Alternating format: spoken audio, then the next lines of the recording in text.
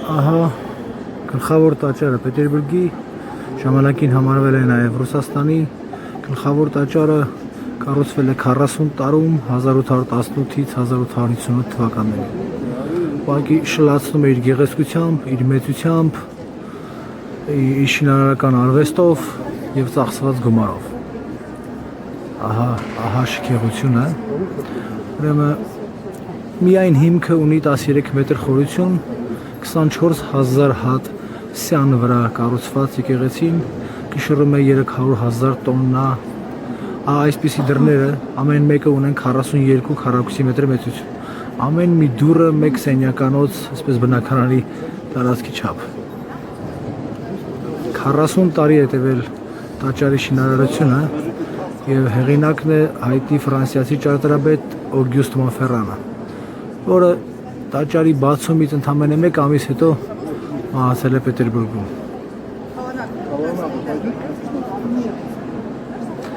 Տարածքը զբաղեցնում է 4000 քառակուսի մետր տարածք,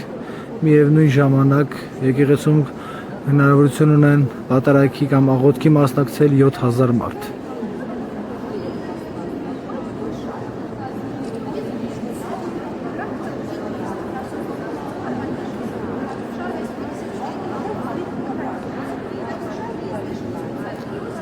«101.5 մետր բարձրություն ունի, գմբեթը այդ բարձրության վրա է գտնվում եւ գմբեթի տակի նկարը 860 քառակուսի մետր մեծություն ունի։ 860 քառակուսի մեծության նկարը նկարել է հայտնի ռուս նկարիչ Բրիլովը։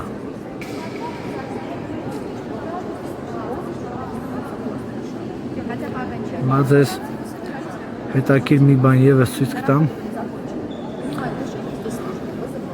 Շատ քչերը գիտեն, որ Իսահակի տաճարում պահպանվում է նաև հայերին վերաբերվող թեմատիկայով նկար։